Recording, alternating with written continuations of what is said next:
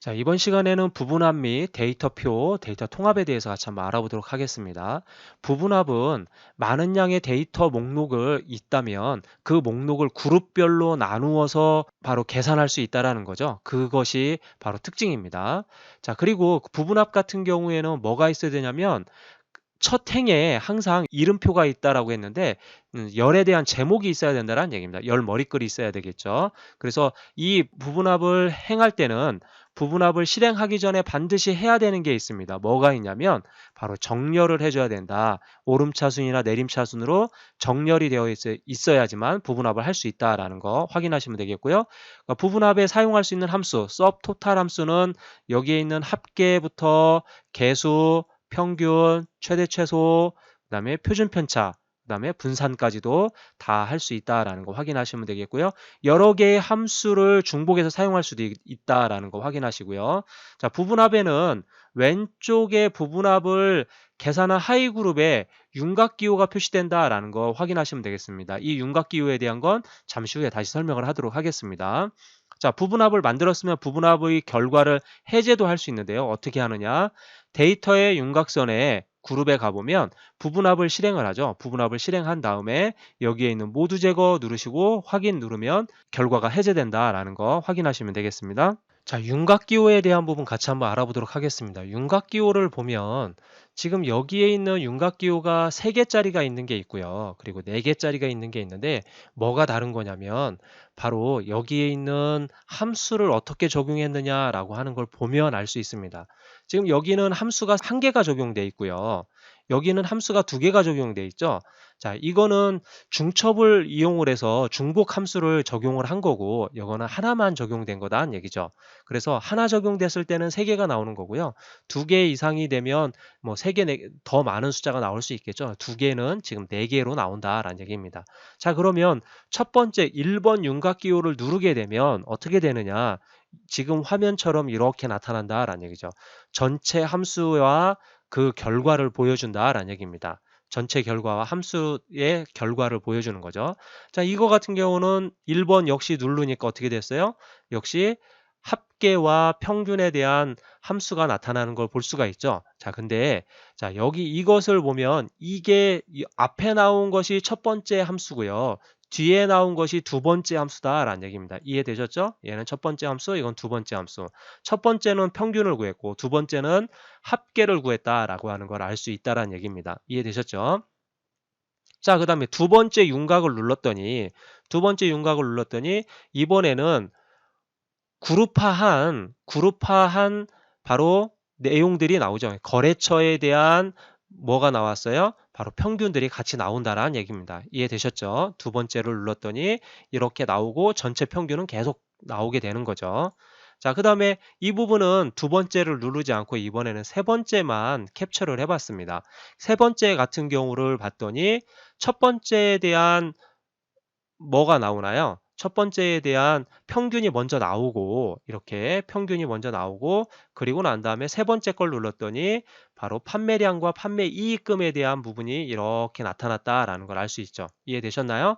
자, 그래서 이와 같이 되고 네 번째나 세 번째를 누르게 되면 어떻게 돼요? 모든 걸 다 표시한다는 얘기죠. 모든 데이터를 다 표시한다라고 하는 거 기억해 두시면 되겠습니다. 자, 윤곽선에 따라서 어떻게 되는지 이 부분은 잘 기억하셔야 돼요. 이거는 필기에도 종종 잘 나오기 때문에 알아두셔야 되고 윤곽선에 따라서 부분합이 어떤 식으로 표현됐는지 어떤 식으로 됐는지를 유추할 수 있어야 된다라는 거 기억해 두셔야 됩니다. 이해되셨죠? 그래서 이런 부분들 그룹한 지금 이 부분합을 보고서 어디를 그룹화했는지를 알 수 있어야 돼요. 지금 이거 같은 경우는 배 품목에 대한 걸 그룹화를 했다라는 걸 알 수가 있죠. 이것만 보고서는. 자, 그럼 이런 부분들을 확인을 해 보셔야 된다라는 거 꼭 기억해 두시기 바랍니다. 자, 그럼 예제를 통해서 한번 같이 한번 알아볼게요. 자, 먼저 부분합을 먼저 하려면 어떻게 해야 된다고 했습니까? 먼저 정렬을 해줘야 된다겠죠. 뭐에 대한 정렬? 예를 들어서 거래처에 대한 그룹화를 진행하려고 해요. 그러면 거래처를 정렬을 해줘야겠죠. 그래서 거래처 정렬 기준을 거래처 선택해 주시고요. 그리고 나서 오름차순, 내림차순은 문제에 따라서 지문을 바꿔주시면 되겠죠. 오름차순, 내림차순. 그래서 확인 눌러주시면 되고, 자, 이 상태에서 부분합에 가서 거래처별로 그룹화하겠다라는 얘기고요. 사용할 함수는 평균이라고 얘기하고 그 다음에 여기에 있는 이 부분은 매입가하고 판매가를 평균을 내줘라 라고 하는 거고요. 새로운 값으로 대체해줘라 라고 이렇게 한번 해보겠습니다. 이때 새로운 값으로 대체를 체크하면 이 데이터 값은 변경이 일어납니다. 그래서 그걸 잘 기억해 두시고요. 자, 이와 같이 한 상태에서 확인 누르게 되면 지금 어떻게 됐어요? 지금 이거는 모든 데이터가 다 표시했죠. 마이너스로 표기됐다는 얘기는 모든 데이터, 지금 3번 윤곽선을 클릭했다는 얘기입니다. 자, 1번 윤곽선 클릭하니까 평균에 대한 전체 매입가하고 판매가에 대한 평균만 이렇게 구해지죠. 그 다음에 두 번째로 눌렀더니 거래처에 대한 요약된 내용이 보이죠. 그리고 나서 각각에 대한 판매가와 매입가에 대한 평균이 이와 같이 나타난다라는 걸 알 수 있죠. 그리고 3번을 눌렀더니 모든 데이터가 한꺼번에 나타난다라는 걸 확인해 볼 수가 있습니다. 자, 이해되셨나요? 자, 이런 상태를 바로 뭐라고 하냐? 우리가 이제 부분합을 이렇게 지정을 한 거고요. 이해되셨죠? 자, 이 상태에서 만약에 또 셀 포인터는 이 안에 있어야 됩니다. 이 안에 있는 상태에서 이번에는 다시 품목으로 한번 해볼까요? 품목을 그룹으로 해서 이번에는 판매량과 판매 이익금에 대한 거. 자, 두 번째 함수를 부분합을 할 때는 새로운 값으로 대체하게 되면 모든 부분이 다 삭제가 되기 때문에 기존의 값이 삭제가 되기 때문에 그 부분은 꼭 반드시 기억해 두셔야 됩니다. 새로운 값으로 대치를 하면 안 된다. 처음에는 상관없는데 두 번째로 할 때는 그렇게 하면 기존에 있는 평균 이런 값들이 다 없어진다라는 얘기입니다. 이해되셨죠?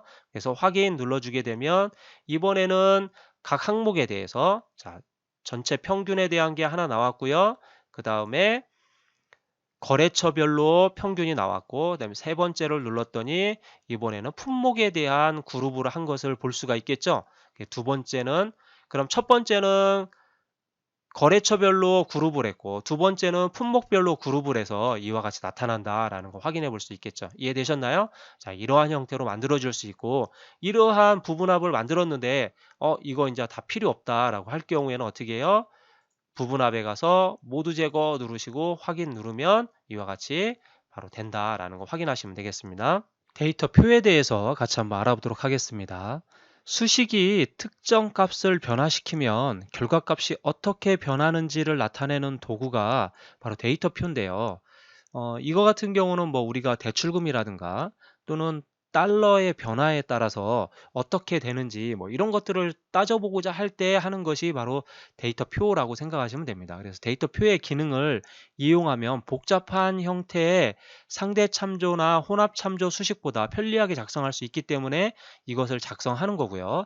데이터 표를 실행한 후에 계산식이나 변화값이 바뀌면 데이터 표 내용도 같이 갱신이 된다라는 거 확인하시면 되겠고요. 데이터 표의 결과는 일부분은 수정할 수 없다라는 거, 일부분만 수정할 수 없다. 이거 굉장히 중요합니다. 잘 알아두세요. 자, 그 다음에 데이터 예측의 가상 분석의 데이터 표를 통해서 바로 데이터 표를 실행할 수 있는데요. 데이터 표의 대화 상자는 이와 같이 나타나겠죠. 행 입력 셀, 열 입력 셀이 나타나는데요. 행 입력 셀은 행에 입력되어 있는 변화값에 해당하는 셀 주소를 말하는 거고요. 열 입력 셀은 열에 입력되어 있는 변화값에 해당하는 주소를 말한다라는 거 알아두시면 되겠습니다. 그래서 변화값 계열이 하나일 경우 행 또는 열에 하나만 입력하면 되고요. 계산식에 사용되는 셀 주소를 입력해야 된다라는 거 확인하시면 되겠습니다. 자, 간단한 이런 표를 가지고 데이터 표를 한번 작성을 한번 해보도록 할게요. 자, 이자율 및 상환 기간에 따른 상환 금액을 어떻게 변동되는지를 한번 알아보고 싶다라는 얘기입니다. 그래서 지금 현재는 2천만 원의 대출을 있는데 연 이율이 12% 엄청 높네요. 상환 기간은 5년으로 했을 때 44만 4,889원이라는 상환을 해야 된다라는 얘기입니다. 자, 이럴 때 그러면 이자율에 따른 변화 또는 상환 기간에 따른 변화 이 부분들을 알아볼 수가 있겠죠. 그래서 여기 이러한 표를 작성을 할 때는 먼저 이 안에는 써서 지금 현재 상환되고 있는 금액을 선택을 해줍니다. 자, 이와 같이 해주시고요. 자, 그런 다음에 여기에 있는 전체 범위 잡아주시고 바로 여기에 있는 가상 분석의 데이터 표를 선택해 주면 되겠죠. 그래서 데이터 표 선택해 주면 입력하는 건 간단해. 행 입력 셀이 어떤 거고 열 입력 셀이 어떤 거냐라고 하는 거죠. 여기 이것만 보고서 우리가 확인할 수 있는 방법은 뭘 보면 되냐면 여기에 있는 이 표를 보고 행 입력 셀과 열 입력 셀을 결정해 주면 됩니다. 자, 우리가 생각할 때는 얘가 이렇게 있으니까 요게 행 입력 셀 같은데 이거는 F 열에 해당하는 부분이죠. 그래서 바로 뭐예요? 이거는 열 입력 셀이 되는 거고요. 이자율은 열 입력 셀, 그다음에 상환 기간은 행 입력 셀이 되는 겁니다. 이해되셨나요? 같은 행에 있는 거죠. 그래서 행 입력 셀은 누구요? 상환 기관을 선택해 주면 되고 열 입력 셀은 이유를 선택해 주면 된다라는 거죠. 그래서 확인 누르게 되면 지금 8%일 때는 약 2년 동안 2천만 원을 갚으려면 90만 원씩 을 납부를 해야 되는 거고 그 다음에 5년 동안에 할 경우에는 40만 원 정도를 납부를 하면 된다라는 걸 알 수가 있겠죠. 자, 그래서 이렇게 하는 것이 바로 데이터 표다라는 거 확인하시면 되겠습니다. 데이터 통합. 비슷한 형식으로 입력된 여러 데이터를 하나의 표로 집계하는 기능이죠. 통계를 낼 때 아주 편한 기능입니다. 그래서 여기에도 사용할 수 있는 함수는 합계나 계수나 평균, 최대, 최소, 또 표준 편차, 분산 이런 것들을 선택할 수 있다라는 거고요. 그다음 원본 영역에서 데이터를 바꾸면 통합 영역에서 데이터가 자동으로 고쳐지도록 설정할 수 있다라는 거 확인하시면 되겠고요. 그 다음에 데이터 통합은 다른 워크시트나 통합 문서의 데이터를 사용할 수도 있고 통합 문서가 열려 있지 않아도 사용할 수 있다라는 거 기억하시면 되겠습니다. 이거는 굉장히 중요한 부분입니다. 그 다음에 통합할 데이터의 순서가 다르더라도 같은 표 이름을 사용하는 경우 범주를 항목 기준으로 통합할 수 있고요. 통합할 여러 데이터의 순서와 위치가 동일할 경우 위치를 기준으로 통합할 수 있다라는 거 확인하시면 되겠습니다. 그래서 이 데이터 통합은 데이터의 데이터 도구의 통합을 눌러서 데이터 통합 대화 상자를 실행해서 활용하면 된다라는 거 알아두시면 되겠습니다. 자, 이 부분이 데이터 통합 바로 대화 상자인데요. 이 대화 상자에서 함수를 이렇게 선택할 수가 있고요. 그 다음에 내가 원하는 참조할 범위를 지정을 한 다음에 추가를 눌러서 이렇게 추가를 시켜주는 거죠. 그래서 여기에 있는 것들을 추가를 시켜주고 그 다음에 첫 행이나 왼쪽 열 같은 표 형태로 만들어져 있다라고 한다면 첫 행과 왼쪽 열을 체크해 줌으로 해서 이 부분은 레이블이기 때문에 계산하지 말아라 라는 의미이기도 하죠. 그래서 그런 부분들을 체크해 주는 거고요. 원본 데이터하고 연결을 하려면 이 부분도 체크를 해주면 되겠죠. 자, 그래서 여기에 있는 내용들 다시 한번 확인하시면 될 것 같습니다. 자, 그럼 간단한 예제를 통해서 한번 같이 한번 보도록 하죠. 이렇게 지금 항목이 1월, 2월, 3월이 있고요. 그다음 교육비, 임대료, 전기료, 주차료 다 같은 형식으로 작성이 된 거죠. 새로 구할 부분도 이 부분입니다. 지금 보니까 서울, 부산, 대전에 대한 내역들인데요. 이 내역들을 통합해서 여기에다가 지출을 하고 싶다. 평균 지출 내역서를 만들어 보고 싶다라는 얘기입니다. 자, 그럼 어떻게 하나요? 자, 처음 데이터가 입력될 부분에다가 클릭을 해 놓으시고 데이터 통합에 가서 함수는 평균 선택하시고요. 참조 영역을 클릭한 상태에서 첫 번째 범위 지정해 주시고요. 추가. 두 번째 범위 지정해 주시고 추가.